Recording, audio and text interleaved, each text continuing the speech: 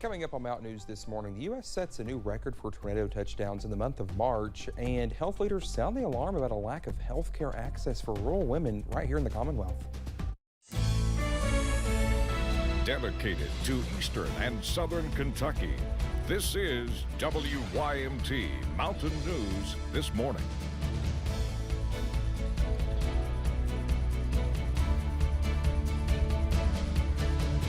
All right, it's 6:01 on this Friday morning. Good morning to you. I'm Dakota Makris, and well, it's almost the weekend. Let's take it over to Brandon for a look at our forecast. And Brandon, much calmer this morning than what you were tracking yesterday, so I guess that's a good sign. And I asked you during the break, I said, Brandon, so tell me how it can be 75 degrees for the high, but then after the 6 o'clock newscast yesterday, the 6 p.m. newscast, it was 50 degrees. You said, well, Dakota, it's a cold front.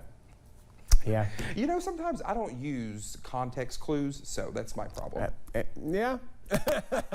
Yeah. It's like that sometimes. We just do weather about 16 times during the morning news, Dakota. But I mean, it's okay. It's okay. It's okay. It is okay. Go on.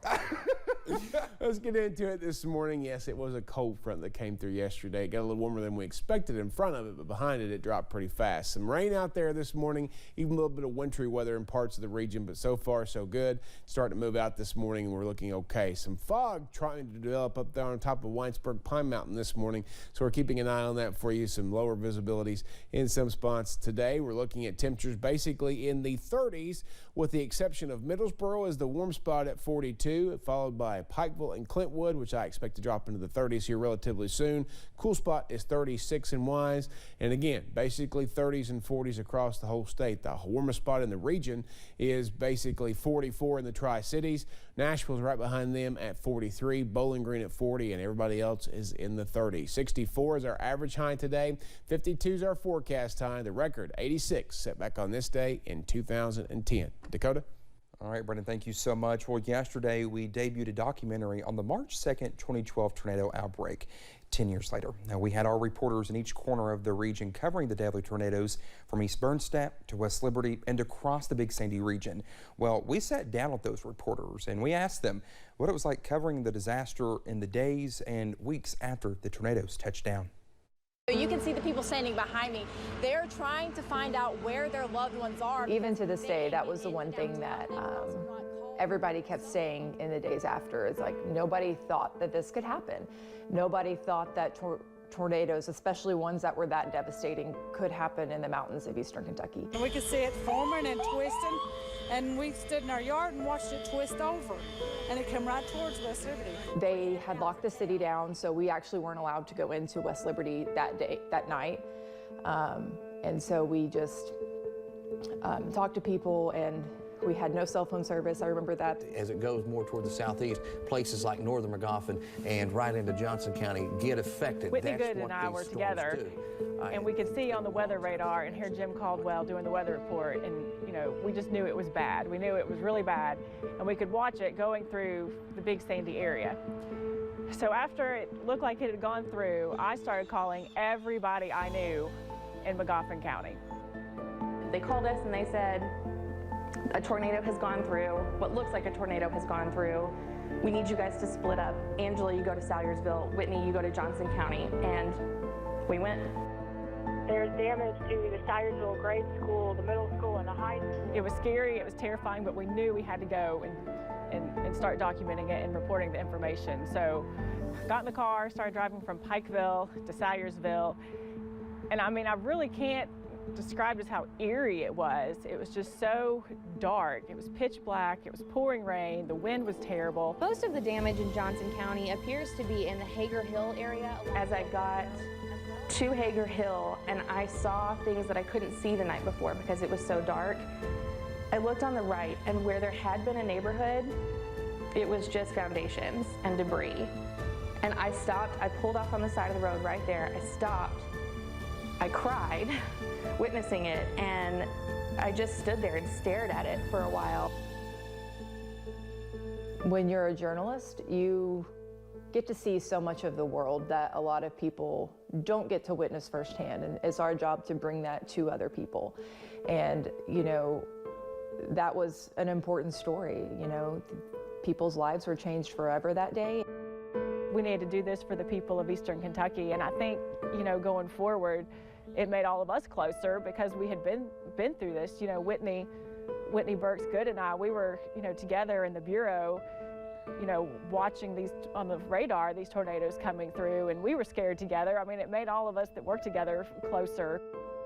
Watching how the people of Eastern Kentucky came together after this tornado, I mean, immediately after, there was no hesitation. The next morning, March 3rd, when I went out there, people were already helping their neighbors. People who had lost everything were putting their own problems aside to help their neighbors who had lost more. It was just like, I can't let those memories go, you know? That's something that needs to stick with you. Well, you can watch March 2nd, 10 years later, right now on our website at WYMT.com. It will also re-air tonight at 6:30 on Heroes and Icons, and Monday night at 7 o'clock right here on WYMT. Well, this past March was a scary month for people across the country with a record number of tornadoes touching down. Well, just in the month of March, there were at least 214 tornadoes, the most on record since 1950. The Storm Prediction Center says the previous record for March was set just last year with 191 tornadoes. Usually there are only about 80. Scientists say we're probably seeing more tornadoes earlier in the year because of climate change and a weather pattern known as La Nina. Well, strong winds knocked down trees and caused damage to at least one home in southern Kentucky. A Lincoln County woman says her roof was peeled off of her home moments after she left with her kids. Crews in Boyle County were also busy clearing debris away when trees were knocked down. People will have to clean up and make repairs, but they believe recovery will not be that difficult, saying that neighbors are already lending a hand to help. My husband and friends and family were able to get up and tarp it in the parts that it needed, so we were good last night. Emergency management officials say the storm also left some without power, but no one was hurt. Health leaders are sounding the alarm about a lack of health care access for rural women here in Kentucky. Dr. Rebecca Todd is the only obstetrician gynecologist who lives in the Moorhead area and works full-time at the University of Kentucky St. Clair Women's Health Unit.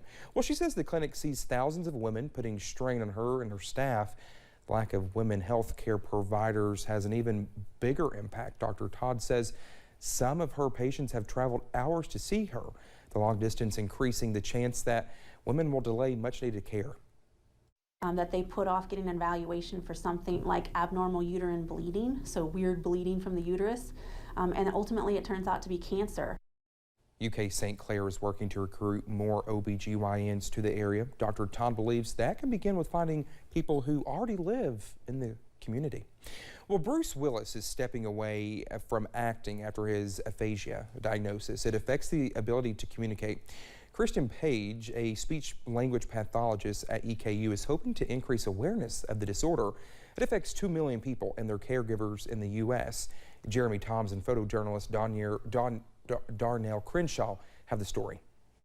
After hearing Hollywood actor Bruce Willis's diagnosis, EKU speech-language pathologist Kristen Page wants to raise awareness of aphasia, a disorder that makes communication difficult, commonly brought on by a stroke. Well, I wanted to increase awareness of what's correct, and I've had several clients say since seeing the footage that they didn't want their families to think that they didn't know what they were doing or saying. Sometimes the brain will use other methods to communicate.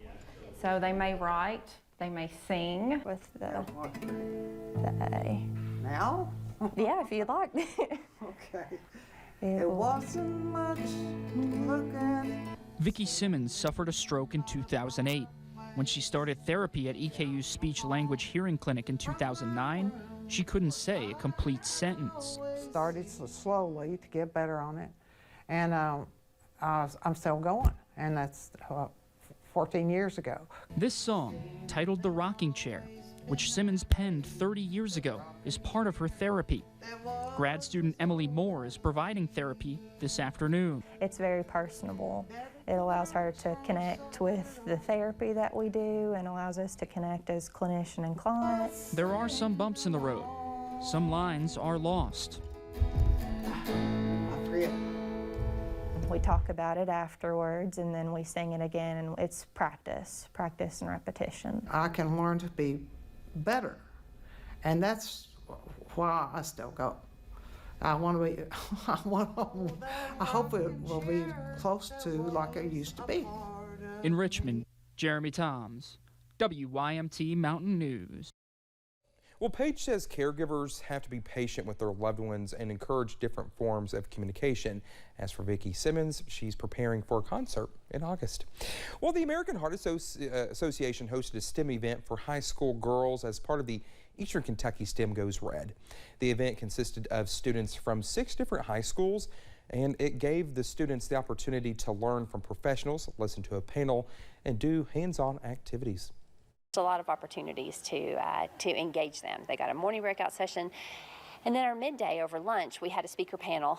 I participated, as well as 2 engineers of different fields and then an environmental science leader. AHA is also offering up $40,000 in STEM scholarships for girls.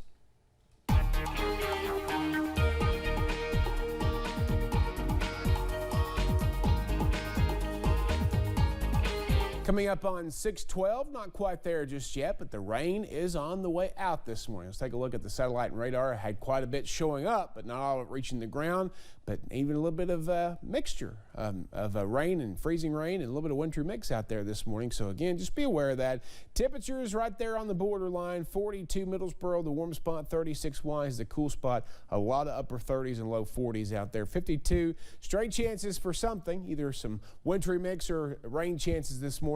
Clouds give way to sunshine as we head deeper into the afternoon. Your headlines: welcome to April. Today is the first day of the month. Much nicer start to the weekend, and it's going to be more chances for showers and storms with a new system coming into play early next week. Dakota? All right, Brendan, thank you. Well, the time is 6:12. When we come back here, Ukraine and Russia prepare for yet another round of negotiations as the Russia invasion rages on.